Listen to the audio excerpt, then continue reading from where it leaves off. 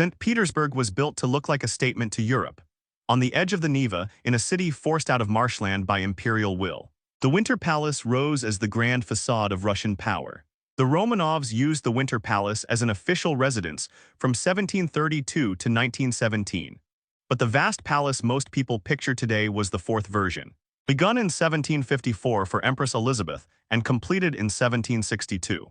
More than 4,000 people worked on it. From the outside, it looked less like a home than a declaration that the dynasty intended to stand forever. That was the first illusion. The Winter Palace was certainly luxurious, but it was never simply a luxurious place to live.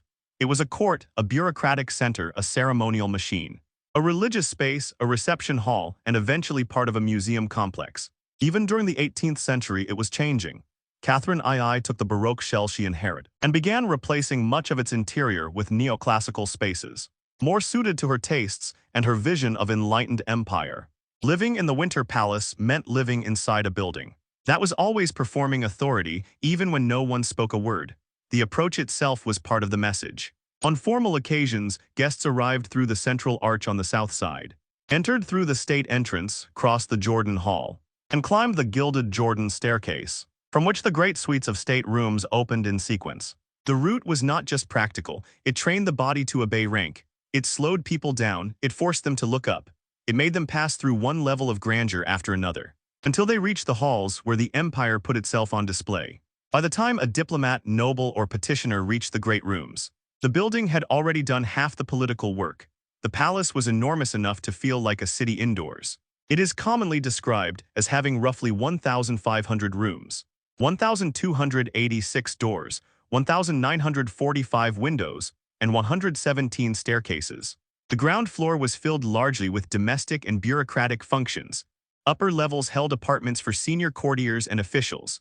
The principal rooms of the imperial family occupied the piano noble, while the state suites stretched outward in long wings. In practice, it was not one unified domestic residence, but a cluster of worlds held together by corridors, etiquette, and servants' feet. Some rooms were public theater, others were semi-private waiting zones. Others still were living quarters, offices, nurseries, storerooms, chapels, or service spaces. That size shaped daily life more than decoration did. The northern and eastern wings held the great state rooms, while private rooms of the imperial family occupied the western side.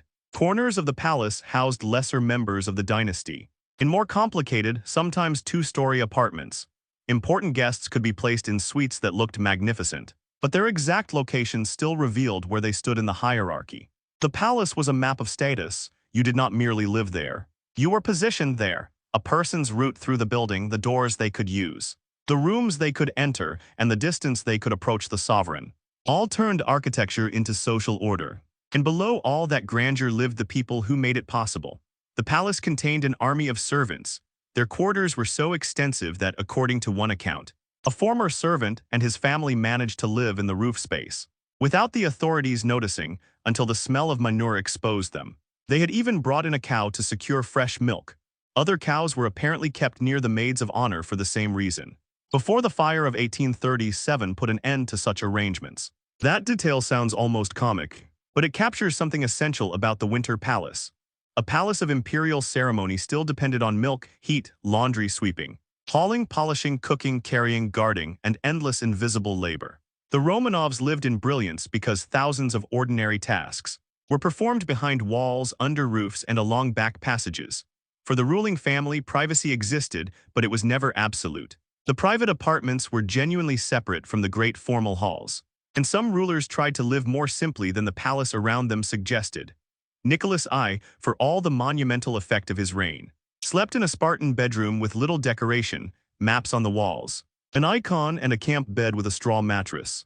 That tells you something important about life at the Winter Palace. It was entirely possible for a ruler to inhabit a palace of overwhelming scale and still prefer a room that felt more like a military cell than a fairy tale chamber. The building demanded magnificence in public, but some of the people inside it answered that demand with discipline rather than softness. Still, even the simplest private habits existed within a much larger ceremonial world. The Winter Palace was designed to convert ordinary royal presence into spectacle. A sovereign might step out from private rooms and at once become the center of a ritual geography. Staircases, halls, guards, courtiers, icons, uniforms, and audiences. The line between household and state was thin. At the Winter Palace, the body of the ruler was part of government. Meals, receptions, marriages, New Year's greetings, diplomatic audiences, and dynastic celebrations were all choreographed in rooms built to enlarge meaning. The palace did not merely host ceremony, it manufactured it. When the court entered full ceremonial mode, the scale became astonishing. As the formal home of the Russian czars, the palace hosted lavish entertaining on a near unbelievable scale. One dining table could seat 1,000 guests. The state reception rooms could hold up to 10,000 people standing. There were no chairs because the point was not comfort, but display, circulation, and submission to form. Those great halls were heated so intensely that even when temperatures outside were below zero, exotic plants could bloom inside, and brilliant lighting gave the impression of summer. That is the Winter Palace in a single image. Outside, snow and darkness over the Neva. Inside, light, heat, gold, uniforms, silk, crystal, and people standing for hours. Because magnificence outranked convenience, balls were among the defining experiences of noble life there. In the Winter Palace, balls and festivities were major events in St. Petersburg high society, and dancing was central to them. In the 18th century, a ball traditionally opened with a minuet. In the 19th, the polonaise came first, followed by the waltz, with the mazurka as a climactic social moment and the cotillion near the end. None of this was casual. To dance properly was to prove that one belonged. These evenings were glittering, but they were also examinations. Every beau, partner, costume, entrance, and placement in the room could signal favor, ambition, or exclusion. Under chandeliers and painted ceilings, Russian aristocratic society rehearsed itself. The Winter Palace was also a place where art, collecting, and dynastic prestige intertwined. Catherine the Great used culture as part of her political project, assembling the core of what became the state hermitage. She acquired paintings, sculpture, luxury goods, porcelain furniture, and decorative arts from across Europe, while also promoting Russian craftsmanship. In 1775, she merged her collection of Tula decorative objects with the imperial crown jewels in a new gallery at the Winter Palace. Yet Catherine also wanted refuge from formal court life, which is why the adjoining hermitage began as a retreat from ceremony, even while it fed the prestige of the court that surrounded it. Later, Nicholas I expanded this cultural mission by opening the new hermitage in 1852. As Russia's first public art museum, though the Winter Palace itself remained the guarded heart of the imperial household, religion saturated the palace's rhythms as much as politics did. One of the most important rooms was the Grand Church, granted cathedral status, and more significant than the chapels of many European palaces. Romanov weddings were usually celebrated there under rigid, almost theatrical protocol.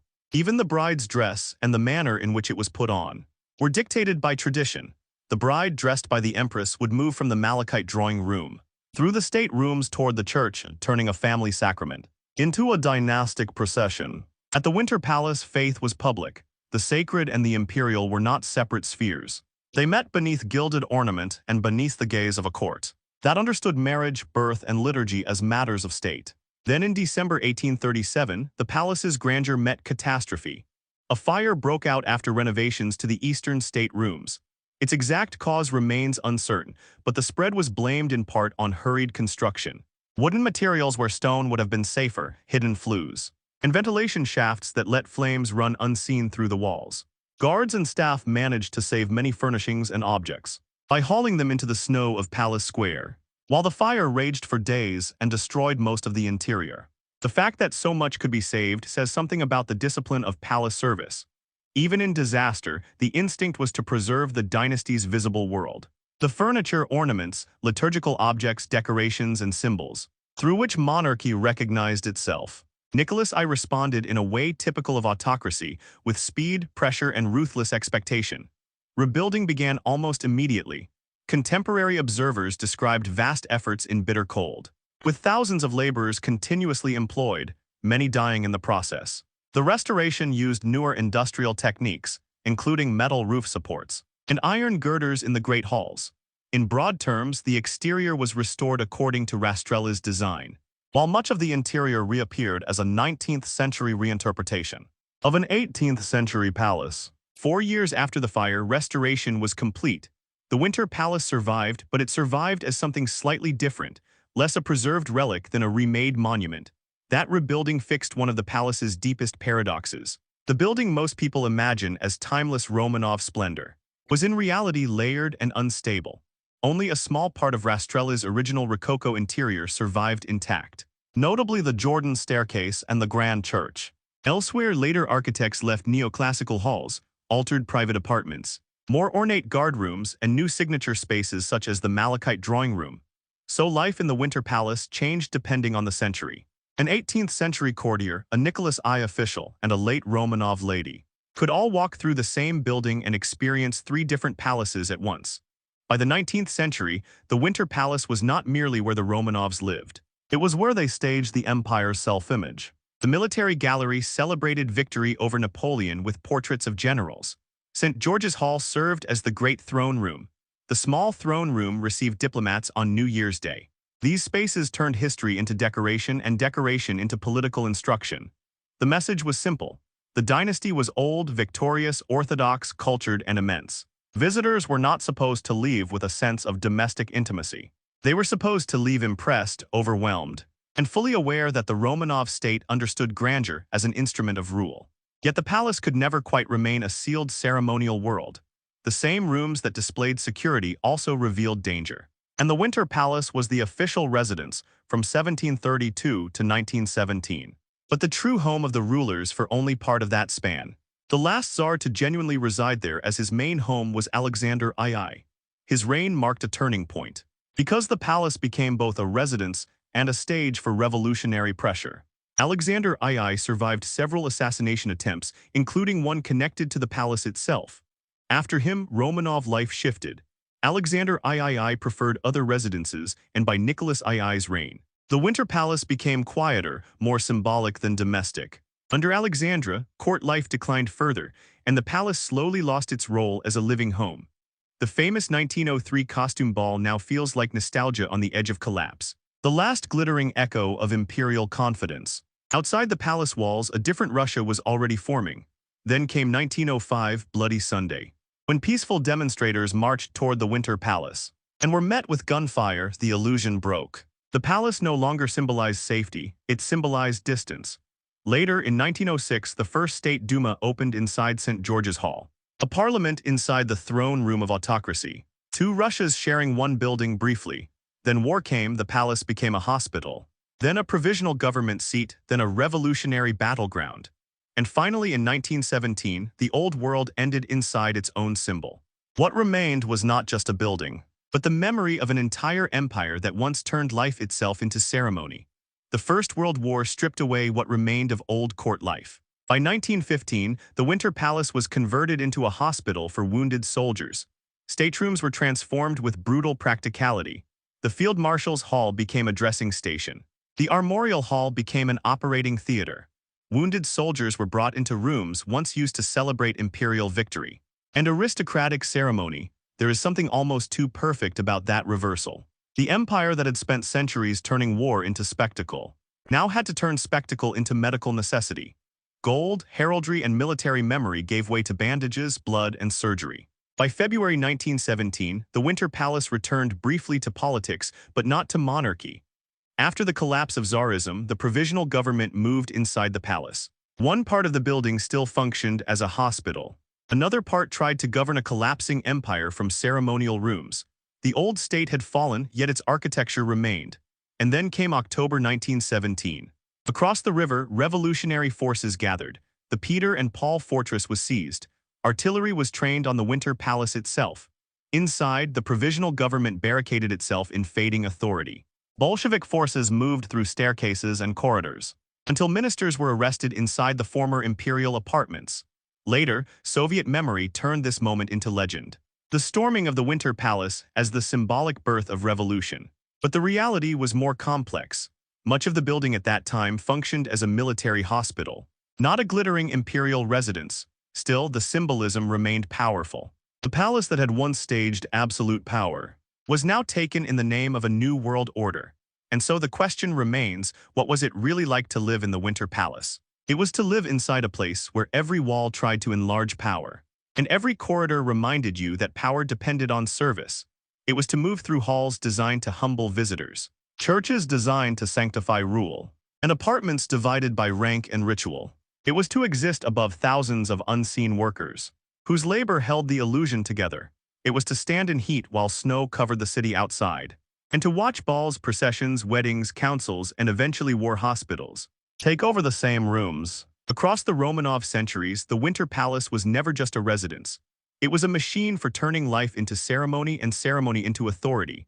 And in the end, that is why its fall mattered so much. When the palace changed hands, it was not just an address that was lost. It was not just an address that was lost. An entire way of staging empire came to an end.